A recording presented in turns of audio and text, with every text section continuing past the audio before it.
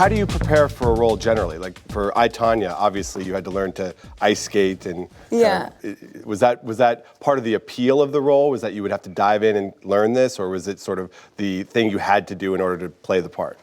Yeah, no, I get excited with every character when there's a skill set you get to learn for it, and we're so lucky and spoiled in that they get someone really good to teach you how to do it too, so it's nice. Like when I did Focus, I had a real life pickpocket teach me how to pickpocket. Like I was like, this is exciting. Have you practiced it often? Wait a second. I have all your phones and watches. Check your pockets. No, so that was exciting, but that's mechanical preparation. That just, you put the hours in and it pays off. But if I hadn't done all the work beforehand, I would just be too scared. The haters always say, Tonya, tell the truth. There's no such thing as truth. Everyone has their own truth. I was the best figure skater in the world at one point in time. Did you watch a lot of footage of Tonya Harding? And I've watched every single piece of footage there is on her 1,000 times over, and I had a voice in my iPod. I'd go to sleep listening to her. I mean, I lived in Tonya land for a long time. Were you able to talk to her in preparing for it? I purposely didn't because there was so much online that I could do. I could study her. At 15, there's a documentary made about her. She's interviewed all throughout her 20s, pre and post incident. And then obviously documentaries made about her in her 40s as well. And so I was playing her 15 to 44, and I had all that information there at my fingertips. So I intentionally prepped for the character without having met her so that I could keep her and the character separate in my mind. And then once I decided exactly how I was going to play the character, how I was going to play every single beat, then I went to meet her. And I didn't want to meet her and be altering or second guessing what I decided to do. So I waited, and then I met her a week before we started shooting. Yeah, she was really understanding about it. Honestly, I was like, I'm playing a character. It's in my mind there's a difference, and she was, all things considered, really, really understanding about it.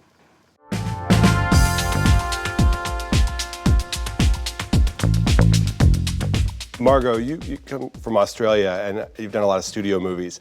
I'm curious, what surprised you about working in Hollywood? What most surprised you? Well, I went from working on a TV show in Australia called Neighbours, which probably Rob's the only person at the table that was ever heard of that. Thanks, Rob. Thanks, Rob. Around 30 cast members. No one has trailers. No one has a chair on set with your name on it. There's no omelette chef. You're just in one, you have one green room. The conditions are terrible. How do they expect you to work?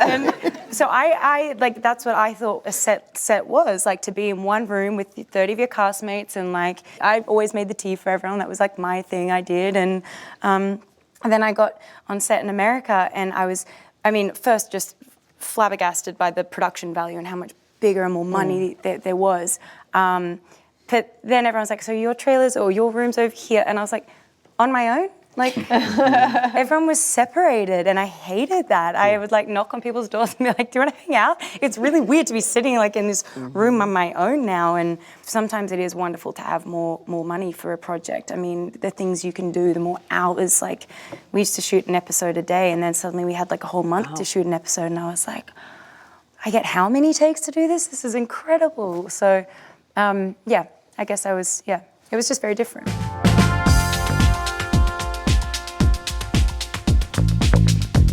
As actresses, do you feel an obligation, or what is your take on people who feel that they don't want to speak up on certain issues, particularly the recent harassment stories that have been out, and there are people who feel that they want to add their voice and tell their story. There's a lot of people who don't want to tell their story, and some people then say, oh, why aren't you telling your story? Why aren't you speaking up on this issue? Do you have thoughts on that, and how you use your platform, and whether you choose to speak on certain issues? Yeah, on one hand you have a great opportunity, but on the other hand you have a great responsibility to handle it appropriately and bring something positive out of a horrible situation. I think it's a very individual thing. I think coming forward is far more complicated than anyone can imagine unless they're in that position. So I would bear no judgment on anyone who didn't want to come forward with their story. I would hope that anyone who did knows that they can and be supported 100%. And I have to say, I have never spoken to so many actresses that I've never met than I have in the last couple months. I've had, like, the number of conversations that are happening offline, people actresses I never thought I'd even, if I met them, I'd be starstruck, are reaching out to be like, hey, there's a group of us having a conversation about this, do you want to be involved? Things like that, and there's such a sense of community, which is really wonderful, and it's sad that that had to come out of a horrible situation, but that there is a support network there and ready, and everyone wants to make themselves readily available to support anyone who wants to come forward. But yeah, having said that, I would never judge anyone who didn't want to come forward. Ready? Okay, quiet on set. And I look down the lens. Yeah. Let's do it.